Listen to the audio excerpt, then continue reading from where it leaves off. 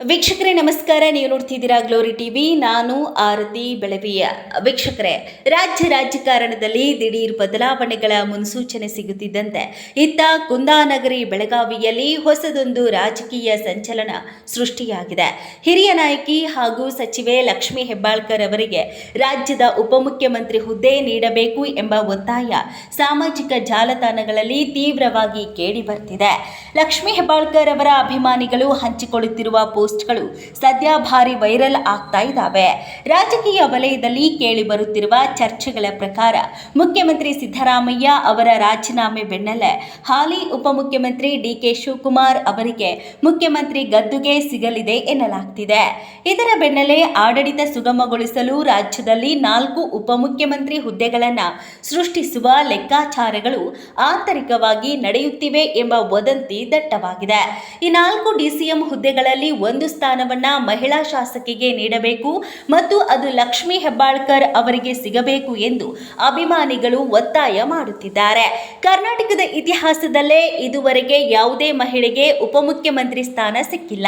ಹೀಗಾಗಿ ಲಕ್ಷ್ಮೀ ಹೆಬ್ಬಾಳ್ಕರ್ ಅವರಿಗೆ ಈ ಜವಾಬ್ದಾರಿ ನೀಡುವ ಮೂಲಕ ರಾಜ್ಯದ ಮೊದಲ ಮಹಿಳಾ ಉಪಮುಖ್ಯಮಂತ್ರಿಯನ್ನಾಗಿ ಮಾಡಬೇಕು ಎಂದು ಅಭಿಮಾನಿಗಳು ಸೋಷಿಯಲ್ ಮೀಡಿಯಾದಲ್ಲಿ ಅಭಿಯಾನ ಆರಂಭ ಮಾಡಿದ್ದಾರೆ.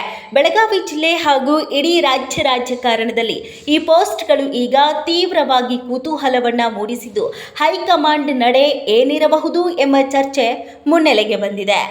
ಇನ್ನು ರಾಜಕಾರಣದಲ್ಲಿ ಸರಿಯಾದ ಸಮಯಕ್ಕೆ ಸರಿಯಾದ ಹೆಜ್ಜೆಗಳನ್ನು ಇಡುವುದು ತುಂಬ ಅವಶ್ಯಕವಾಗಿ ಇರುತ್ತೆ.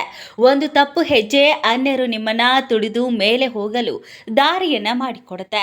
ಅದರಂತೆ ಇದುವರೆಗೂ ರಾಜ್ಯ ರಾಜಕಾರಣದಲ್ಲಿ ಸರಿಯಾದ ಹೆಜ್ಜೆಯನ್ನೇ ಇಟ್ಟುಕೊಂಡು ಬಂದಿರುವ ಮಹಿಳಾ ಮತ್ತು ಮಕ್ಕಳ ಕಲ್ಯಾಣ ಸಚಿವೆ ಲಕ್ಷ್ಮೀ ಹೆಬ್ಬಾಳ್ಕರ್ ಮತ್ತೊಂದು ದೃಢ ಹೆಜ್ಜೆಯನ್ನ ಇಟ್ಟಿದ್ದಾರೆ.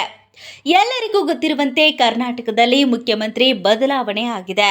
ಸಿಎಂ ಸ್ಥಾನಕ್ಕೆ ಸಿದ್ದರಾಮಯ್ಯ ರಾಜೀನಾಮೆ ನೀಡಿದ್ದಾರೆ. ಇನ್ನು ಕರ್ನಾಟಕದಲ್ಲಿ ನಾಯಕತ್ವ ಬದಲಾವಣೆಗೆ ದೃಢ ನಿರ್ಧಾರ ಮಾಡಿರುವ ಕಾಂಗ್ರೆಸ್ ಹೈಕಮಾಂಡ್ ಹೊಸದಾಗಿ ಸಿಎಂ ಆಗಲಿರುವವರಿಗೆ ಆಡಳಿತದಲ್ಲಿ ನೆರವಾಗಲು 4 ಡಿಸಿಎಂ ಹುದ್ದೆಗಳನ್ನು ಸೃಷ್ಟಿಸುವ ಸೂತ್ರವನ್ನ ಮುಂದಿಟ್ಟಿದೆ. ಆದರೆ ಹೈಕಮಾಂಡ್ 4 ಡಿಸಿಎಂ ಪೈಕಿ ಓರ್ವ ಮಹಿಳೆಗೂ ಅವಕಾಶವನ್ನ ಕೊಡುವ ಬಗ್ಗೆ ಚರ್ಚೆಯನ್ನ ನಡೆಸದಿರುವ ಸಾಧ್ಯತೆ ಇದೆ. ಇಲ್ಲಿಯೇ ಲಕ್ಷ್ಮೀ ಹೆಬ್ಬಾಳ್ಕರ್ ಅವರ ಹೆಸರು ಎಂಟ್ರಿ ಆಗಿದೆ. ಕರ್ನಾಟಕದಲ್ಲಿ ನಾಯಕತ್ವ ಬದಲಾವಣೆ ಚರ್ಚೆಗಳ ನಡುವೆ ಕರ್ನಾಟಕದ ಏಕೈಕ ಮಹಿಳಾ ಸಚಿವೆ ಲಕ್ಷ್ಮೀ ಹೆಬ್ಬಾಳ್ಕರ್ ಅವರು ದೆಹಲಿಯಲ್ಲಿ ಎಐಸಿಸಿ ಅಧ್ಯಕ್ಷ ಮಲ್ಲಿಕಾರ್ಜುನ್ ಖರ್ಗೆ ಅವರನ್ನ ಭೇಟಿ ಮಾಡಿದ್ದಾರೆ. ಲಕ್ಷ್ಮೀ ಹೆಬ್ಬಾಳ್ಕರ್ ಇದನ್ನ ಸೌಜನ್ಯಯುತ ಭೇಟಿ ಎಂದು ಕರೆದಿದ್ದಾರೆ. ಇವರಿಬ್ಬರ ಭೇಟಿಯ ಸಮಯ ಇದು ಕೇವಲ ಸೌಜನ್ಯಯುತ ಭೇಟಿ ಅಲ್ಲ ಎಂಬ ಅನುಮಾನವನ್ನ ಮೂಡಿಸಿದೆ. ಈ ಕುರಿತು ತಮ್ಮ ಅಧಿಕೃತ ಎಕ್ಸ್ ಅಕೌಂಟ್ನಲ್ಲಿ ಪೋಸ್ಟ್ ಮಾಡಿರುವ ಲಕ್ಷ್ಮೀ ಹೆಬ್ಬಾಳ್ಕರ್ ನವದೆಹಲಿಯಲ್ಲಿ ಇಂದು ಎಐಸಿಸಿ ಅಧ್ಯಕ್ಷರಾದ ಶ್ರೀಯುತ ಮಲ್ಲಿಕಾರ್ಜುನ್ ಖರ್ಗೆ ಅವರನ್ನ ಸೌಹಾರ್ದಯುತವಾಗಿ ಭೇಟಿಯಾಗಿ ಕುಶಲೋಪರಿ ವಿಚಾರಿಸಲಾಯಿತು ಎಂದು ಸ್ಪಷ್ಟಪಡಿಸಿದ್ದಾರೆ. ರಾಜ್ಯಕ್ಕೆ ಹೊಸ ಸಿಎಂ ಮತ್ತು 4 ಡಿಸಿಎಂ ಸೂತ್ರ ಮುಂದಿಟ್ಟಿರುವ ಕಾಂಗ್ರೆಸ್ ಹೈಕಮಾಂಡ್ 4 ಸಂಭಾವ್ಯ ಉಪಮುಖ್ಯಮಂತ್ರಿಗಳ ಪೈಕಿ ಓರ್ವ ಮಹಿಳೆಗೂ ಅವಕಾಶ ಮಾಡಿಕೊಡುವ ಬಗ್ಗೆ ಚರ್ಚೆ ನಡೆಸಿರುವ ಸಾಧ್ಯತೆ ಇಲ್ಲ.